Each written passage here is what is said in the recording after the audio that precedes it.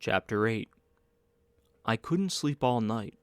A foghorn was groaning incessantly on the sound, and I tossed half sick between grotesque reality and savage, frightening dreams.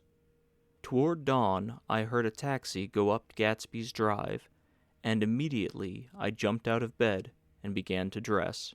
I felt that I had something to tell him, something to warn him about, and morning would be too late. Crossing his lawn, I saw that his front door was still open, and he was leaning against a table in the hall, heavy with dejection or sleep. "Nothing happened," he said wanly. I waited, and about 4 o'clock she came to the window and stood there for a minute, and then turned out the light. His house had never seemed so enormous to me as it did that night when we hunted through the great rooms for cigarettes. We pushed aside curtains that were like pavilions and felt over innumerable feet of dark wall for electric light switches. Once I tumbled with a sort of splash upon the keys of a ghostly piano. There was an inexplicable amount of dust everywhere, and the rooms were musty, as though they hadn't been aired for many days. I found the humidor on an unfamiliar table, with 2 stale, dry cigarettes inside. Throwing open the French windows of the drawing-room, we sat smoking out into the darkness. "You ought to go away," I said. "It's pretty certain they'll trace your car." "Go away now, old sport?" "Go to Atlantic City for a week, or up to Montreal." He wouldn't consider it. He couldn't possibly leave Daisy until he knew what she was going to do. He was clutching at some last hope, and I couldn't bear to shake him free. It was this night that he had told me the strange story of his youth with Dan Cody, told it to me because Jay Gatsby had broken up like glass against Tom's hard malice, and the long secret extravaganza was played out. I think that he would have acknowledged anything now, without reserve, but he wanted to talk about Daisy. She was the first nice girl he had ever known. In various unrevealed capacities, he had come in contact with such people, but always with indiscernible barbed wire between. He found her excitingly desirable. He went to her house, at first with other officers from Camp Taylor, then alone. It amazed him. He had never been in such a beautiful house before. But what gave it an air of breathless intensity was that Daisy lived there. It was a casual thing to her, as his tent out at camp was to him.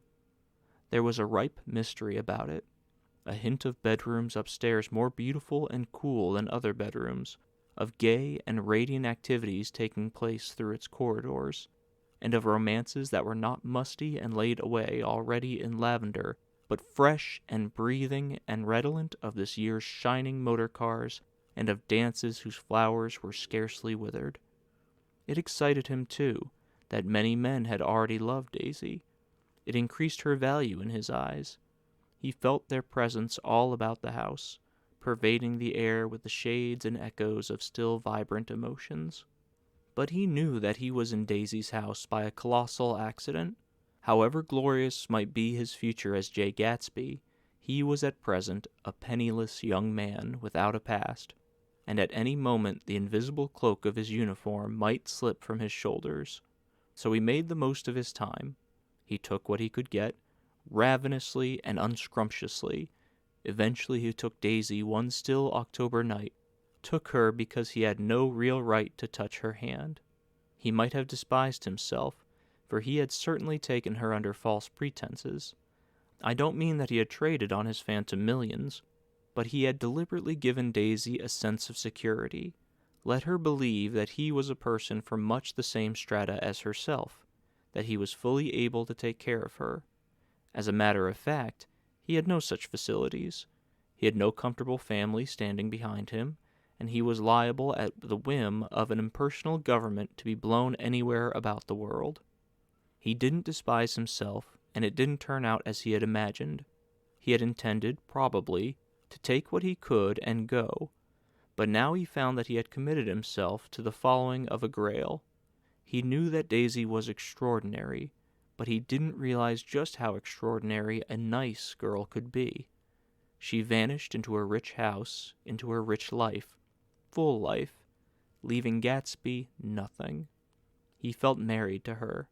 That was all. When they met again 2 days later, it was Gatsby who was breathless, who was somehow betrayed. Her porch was bright with the bought luxury of starshine. The wicker of the settee squeaked fashionably as she turned toward him, and he kissed her curious and lovely mouth. She had caught a cold, and it made her voice huskier and more charming than ever, and Gatsby was overwhelmingly aware of the youth and mystery that wealth imprisons and preserves, of the freshness of many clothes, and of Daisy, gleaming like silver, safe and proud above the hot struggles of the poor. I can't describe to you how surprised I was to find out I loved her, old sport. I even hoped for a while that she'd throw me over, but she didn't. She was in love with me, too. She thought I knew a lot, because I knew different things from her. Well, there I was, way off my ambitions, getting deeper in love every minute, and all of a sudden I didn't care. What was the use of doing great things if I could have a better time telling her what I was going to do? On the afternoon before he went abroad, he sat with Daisy in his arms for a long, silent time. It was a cold fall day, with a fire in the room and her cheeks flushed. Now and then she moved, and he changed his arm a little, and once he kissed her dark, shining hair. The afternoon had made them tranquil for a while, as if to give them a deep memory for the long parting the next day promised. They had never been closer in their month of love, nor communicated more profoundly one with another than when she brushed silent lips against his coat's shoulder, or when he touched the end of her fingers gently as though she were asleep. He did extraordinarily well in the war. He was a captain before he went to the front, and following the Argonne battles he got his majority and the command of the divisional machine guns. After the armistice, he tried frantically to get home, but some complication or misunderstanding sent him to Oxford instead. He was worried now. There was a quality of nervous despair in Daisy's letters. She didn't see why he couldn't come home. She was feeling the pressure of the world outside, and she wanted to see him and feel his presence beside her, and be reassured that she was doing the right thing after all. For Daisy was young, and her artificial world was redolent of orchids and pleasant, cheerful snobbery and orchestras which set the rhythm of the year, summoning up the sadness and suggestiveness of life in new tunes. All night the saxophones wailed the hopeless comment of the Beale Street Blues, while 100 pairs of golden and silver slippers shuffled the shining dust. At the gray tea hour, there were always rooms that throbbed incessantly with this low, sweet fever, while fresh faces drifted here and there like rose petals, blown by the sad horns around the floor. Through this twilight universe, Daisy began to move again with the season. Suddenly, she was again keeping half a dozen dates a day with half a dozen men, and drowsing asleep at dawn with the beads and chiffon of an evening dress tangled among dying orchids on the floor beside her bed, and all the time something within her was crying for a decision. She wanted her life shaped now, immediately, and the decision must be made by some force, of love, of money, of unquestionable practicality that was close at hand. That force took shape in the middle of spring with the arrival of Tom Buchanan. There was a wholesome bulkiness about his person and his position, and Daisy was flattered. Doubtless there was a certain struggle and a certain relief. The letter reached Gatsby while he was still at Oxford. It was dawn now on Long Island, and we went about opening the rest of the windows downstairs, filling the house with gray-turning, gold-turning light.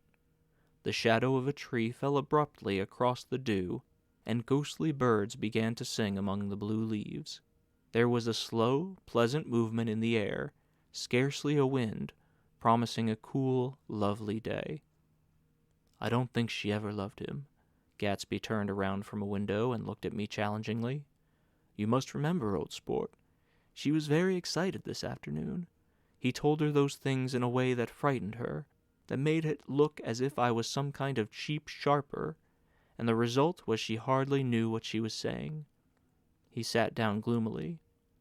Of course she might have loved him just for a minute, when they were first married, and loved me more even then, do you see? Suddenly he came out with a curious remark.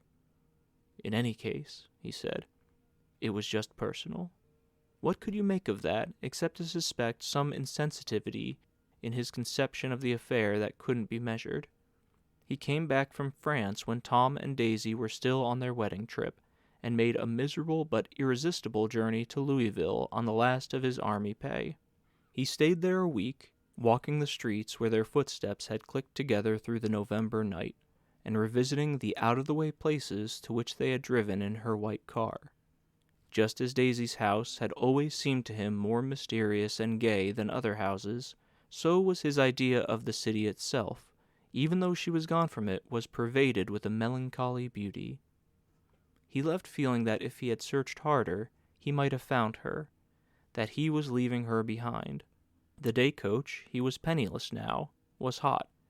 He went out to the open vestibule and sat down on a folding chair, and the station slid away, and the backs of unfamiliar buildings moved by.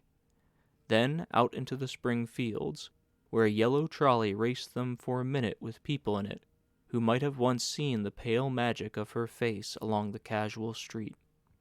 The track curved, and now it was going away from the sun, which, as it sank lower, seemed to spread itself in benediction over the vanishing city where she had drawn her breath. He stretched out his hand desperately, as if to snatch only a wisp of air, to save a fragment of the spot that she had made lovely for him. But it was all going by too fast now for his blurred eyes, and he knew that he had lost that part of it, the freshest and the best, forever. It was 9 o'clock when we finished breakfast and went out on the porch. The night had made a sharp difference in the weather, and there was an autumn flavor in the air. The gardener, the last one of Gatsby's former servants, came to the foot of the steps. "I'm going to drain the pool today, Mr. Gatsby. Leaves will start falling pretty soon, and then there's always trouble with the pipes." "Do it today," Gatsby answered. He turned to me apologetically.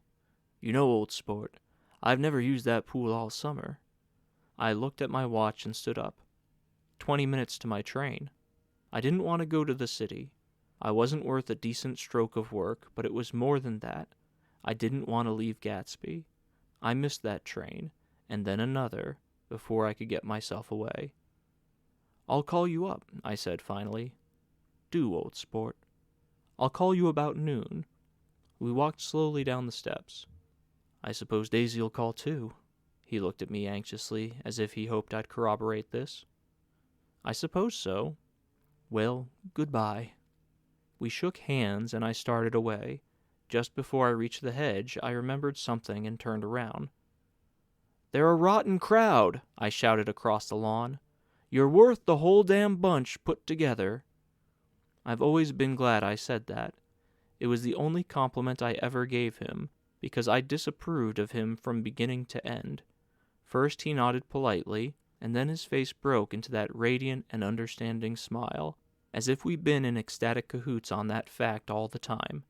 His gorgeous pink rag of a suit made a bright spot of color against the white steps, and I thought of the night when I first came to his ancestral home, 3 months before. The lawn and drive had been crowded with the faces of those who guessed at his corruption, and he had stood on those steps, concealing his incorruptible dream as he waved them goodbye. I thanked him for his hospitality. We were always thanking him for that, I and the others. "Goodbye," I called. I enjoyed breakfast, Gatsby. Up in the city, I tried for a while to list the quotations on an interminable amount of stock. Then I fell asleep in my swivel chair. Just before noon, the phone woke me, and I started up with a sweat breaking out on my forehead. It was Jordan Baker. She often called me up at this hour because the uncertainty of her own movements between hotels and clubs and private houses made her hard to find in any other way. Usually her voice came over the wire as something fresh and cool, as if a divot from a green golf links had come sailing in at the office window, but this morning it seemed harsh and dry. "I left Daisy's house," she said. "I'm at Hempstead. I'm going down to Southampton this afternoon." Probably it had been tactful to leave Daisy's house, but the act annoyed me, and her next remark made me rigid. "You weren't so nice to me last night." "How could it have mattered then?" Silence for a moment. Then, However, I want to see you. I want to see you too. Suppose I don't go to Southampton and come into town this afternoon? No, I don't think this afternoon. Very well. It's impossible this afternoon. Various? We talked like that for a while, and then abruptly we weren't talking any longer. I don't know which of us hung up with a sharp click, but I know I didn't care. I couldn't have talked to her across a tea table that day if I'd never talked to her again in this world. I called Gatsby's house a few minutes later, but the line was busy. I tried 4 times. Finally, an exasperated central told me the wire was being kept open for long distance from Detroit. Taking out my timetable, I drew a small circle around the 3:50 train. Then I leaned back in my chair and tried to think. It was noon. When I passed the ash heaps on the train that morning, I had crossed deliberately to the other side of the car. I suppose there'd be a curious crowd around there all day with little boys searching for dark spots in the dust, and some garrulous man telling over and over what had happened, until it became less and less real even to him, and he could tell it no longer. And Myrtle Wilson's tragic achievement was forgotten. Now I want to go back a little and tell what happened at the garage after we left there the night before. They had difficulty in locating the sinister Catherine. She must have broken her rule against drinking that night, for when she arrived she was stupid with liquor and unable to understand that the ambulance had already gone to Flushing. When they convinced her of this, she immediately fainted, as if that was the intolerable part of the affair. Someone kind or curious took her in his car and drove her in the wake of her sister's body. Until long after midnight, a changing crowd lapped up against the front of the garage, while George Wilson rocked himself back and forth on the couch inside. For a while the door of the office was open, and everyone who came into the garage glanced irresistibly through it. Finally someone said it was a shame and closed the door. Michaelis and several other men were with him. First 4 or 5 men, later 2 or 3 men. Still later Michaelis had to ask the last stranger to wait there 15 minutes longer, while he went back to his own place and made a pot of coffee. After that, he stayed there alone with Wilson until dawn. About 3 o'clock the quality of Wilson's incoherent muttering changed. He grew quieter and began to talk about the yellow car. He announced that he had a way of finding out whom the yellow car belonged to, and then he blurted out that a couple of months ago his wife had come from the city with her face bruised and her nose swollen. But when he heard himself say this, he flinched and began to cry, "Oh my God!" again in his groaning voice. Michaelis made a clumsy attempt to distract him. "How long have you been married, George? Come on there. Try and sit a minute and answer my question.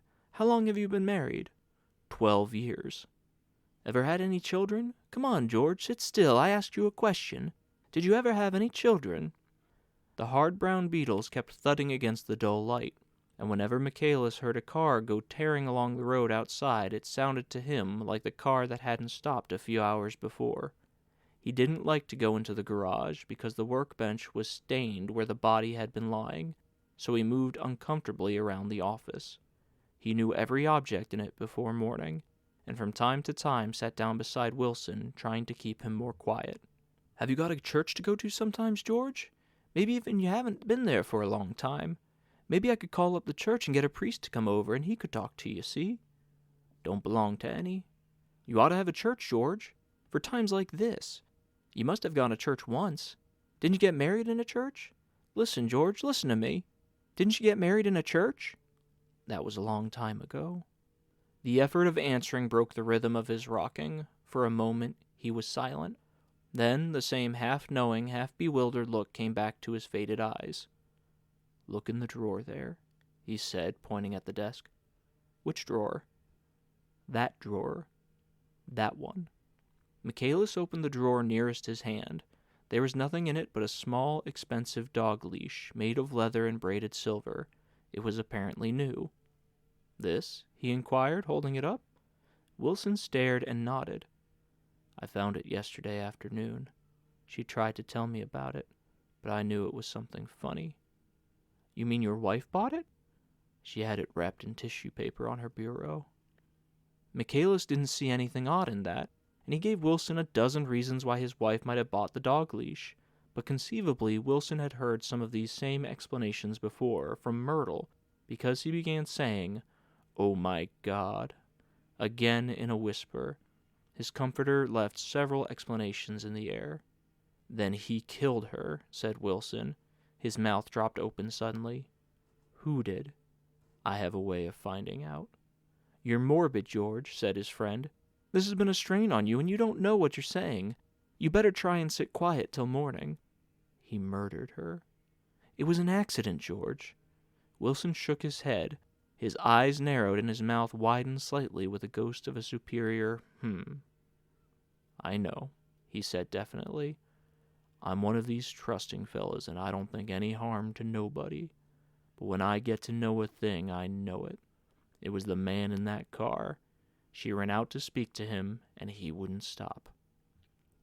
Michaelis had seen this too, but it hadn't occurred to him that there was any special significance in it. He believed that Mrs. Wilson had been running away from her husband rather than trying to stop any particular car. How could she have been like that? "She's a deep one," said Wilson, as if that answered the question. "Ah." He began to rock again, and Michaelis stood twisting the leash in his hand. "Maybe you've got some friend that I could telephone for, George." This was a forlorn hope. He was almost sure that Wilson had no friend. There was not enough of him for his wife. He was glad a little later when he noticed a change in the room, a blue quickening by the window, and realized that dawn wasn't far off. About 5 o'clock, it was blue enough outside to snap off the light. Wilson's glazed eyes turned out to the ash heaps, where small gray clouds took on fantastic shapes and scurried here and there in the faint dawn wind. "I spoke to her," he muttered after a long silence. "I told her she might fool me, but she couldn't fool God. I took her to the window." With an effort he got up and walked to the rear window and leaned with his face pressed against it. "And I said, God knows what you've been doing. Everything you've been doing. You may fool me, but you can't fool God." Standing beside him, Michaelis saw with a shock that he was looking at the eyes of Dr. T.J. Eckelberg, which had just emerged pale and enormous from the dissolving night. "God sees everything," repeated Wilson. "That's an advertisement," Michaelis assured him. Something made him turn away from the window and look back into the room, but Wilson stood there a long time, his face close to the window pane, nodding in the twilight. By 6 o'clock Michaelis was worn out and grateful for the sound of a car stopping outside. It was one of the watchers of the night before who had promised to come back, so he cooked breakfast for 3, which he and the other man ate together. Wilson was quieter now, and Michaelis went home to sleep. When he awoke 4 hours later and hurried back to the garage, Wilson was gone. His movements, he was on foot all the time, were afterward traced to Port Roosevelt and then to Gad's Hill, where he bought a sandwich that he didn't eat and a cup of coffee. He must have been tired and walking slowly, for he didn't reach Gad's Hill until noon. Thus far, there was no difficulty in accounting for his time. There were boys who had seen a man acting sort of crazy, and motorists at whom he stared oddly from the side of the road. Then for 3 hours he disappeared from view. The police, on the strength of what he had said to Michaelis, that he had a way of finding out, supposed that he spent that time going from garage to garage thereabout, inquiring for a yellow car. On the other hand, no garage man who had seen him ever came forward, and perhaps he had an easier, surer way of finding out what he wanted to know. By 2:30 he was in West Egg, where he asked someone the way to Gatsby's house. So by that time, he knew Gatsby's name. At 2 o'clock, Gatsby put on his bathing suit and left word with the butler that if anyone phoned, word was to be brought to him at the pool. He stopped at the garage for a pneumatic mattress that had amused his guests during the summer, and the chauffeur helped him to pump it up. Then he gave instructions that the open car wasn't to be taken out under any circumstances, and this was strange because the front right fender needed repair. Gatsby shouldered the mattress and started out for the pool. Once he stopped and shifted it a little, and the chauffeur asked him if he needed help, but he shook his head and in a moment disappeared among the yellowing trees. No telephone message arrived, but the butler went without his sleep and waited for it until 4 o'clock, until long after there was anyone to give it to him if it came. I have an idea that Gatsby himself didn't believe it would come, and perhaps he no longer cared. If that was true, he must have felt that he had lost the old warm world, paid a high price for living too long with a single dream. He must have looked up at an unfamiliar sky through frightening leaves and shivered as he found what a grotesque thing a rose is, and how raw the sunlight was upon the scarcely created grass. A new world, material without being real, where poor ghosts, breathing dreams like air, drifted fortuitously about, like that ashen, fantastic figure gliding toward him through the amorphous trees. The chauffeur, he was one of Wolfsheim's protégés, heard the shots. Afterwards, he could only say that he hadn't thought anything much about them.